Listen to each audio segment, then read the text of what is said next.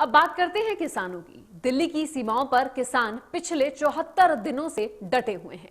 ऐसे में बीजेपी के पूर्व कैबिनेट मंत्री विजय सांपला ने विपक्ष के काले कानून के आरोप को लेकर काले शब्द की परिभाषा को बताया। जैसे कि आपको पता ही है कि पंजाब में किसान मुद्दा शिखर पर चल रहा है और केंद्र सरकार के पूर्व मंत्री बीजेपी लीडर सीनियर प्रवक्ता श्री विजय सांपला मेरे साथ मौजूद है। हम बात करेंगे इन दो मुद्दों पर। स्वागत है आपका इंडिया न्यूज पर। जी नमस्कार जी। जी सांपला जी, आप कल चक्का जाम हुआ, पंजाब भर में नहीं पूरे देश भर में हुआ, क्या मानते हैं आप इस चीज के मायने? देखिए, लोकतंत्र में सभी को अधिकार है कि वो अपना पक्ष रखने के लिए कोई भी आंदोलन करते हैं, तो उसको लोकतंत्र की मर्यादाओं में रह के कुछ अपनी बात कहने का उनको पूरी तरह अधिकार है। और ये पहली बार नहीं है कि चक्का जाम हुआ। ये जब से देश आज़ाद हुआ तब से समय समय पर आज़ादी से पहले भी ऐसी बातें होती रही और ये अधिकार है। अगर लोकतंत्र को बहाल, ये लोकतंत्र की खूबसूरती के रूप में जाना जाता है। जी केंद्रीय कृषि मंत्री तोमर जी ने राज्यसभा में बोला था कि पंजाब सरकार जो बिल लेके आई है किसानों के, उसमें सजा का भी प्रावधान है और 5 लाख रुपया किसानों को जुर्माना भी है कॉन्ट्रैक्ट फार्मिंग पे, जबकि उनके बिलों में ऐसा कुछ नहीं है। आप क्या समझते हैं, अगर काले कानूनों की बात की जाए, जो आरोप लग रहे थे केंद्र सरकार पर, तो काले कानूनों को लेकर केंद्र सरकार या पंजाब सरकार, किसका पलड़ा भारी लग रहा है आपको? देखिए, पहले तो काले कानून की परिभाषा क्या होती है ये क्लियर कर लेना है।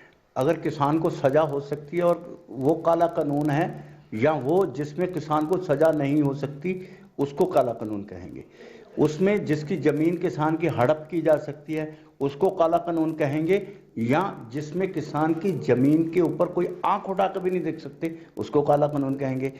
जो कानून आप 2017 में भी बना रहे हैं, 13 कॉन्ट्रैक्ट फार्मिंग का तो 13 में बना, 17 में अभी उन्होंने नई सरकार आई कांग्रेस की, तो उन्होंने कहा 19 के मैनिफेस्टो में भी वही कहा कि हम पूरे देश में लागू करेंगे।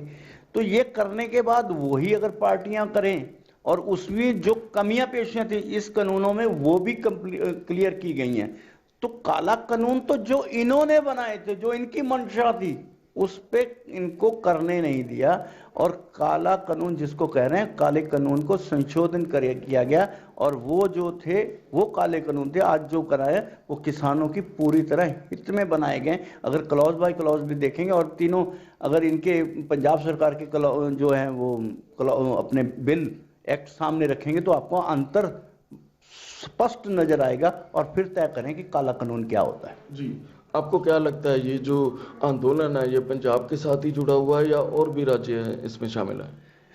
देखिए, राज्य तो कहीं और दिखाई नहीं देते हैं, मगर हाँ, पूरे देश को आंदोलन बनाने की कोशिश की जा रही है कि कहीं ना कहीं आ जाए। मगर यहाँ पर भी जो आंदोलन चल रहा है वो शुरुआत तो सरकार की शय से हुआ था।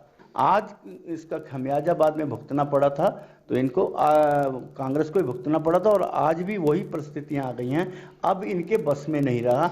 अब जो है सही बात नहीं, वो कोई या तो उसमें कोई दूसरी ताकतें घुस गई हैं, या आतंकवादी घुस गए हैं, या कम्युनिस्ट घुस गए हैं, जिनका यहाँ पे राजनीतिक आधार तो कुछ नहीं है।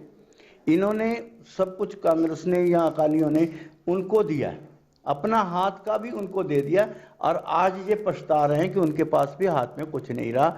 और ये कम्युनिस्ट जो इनकी अभी तक का इतिहास है, जिस फैक्ट्री में कम्युनिस्टों की यूनियन होगी, जब तक उसको ताला नहीं लगेगा इनकी यूनियन वहाँ पे आंदोलन करती रहेगी।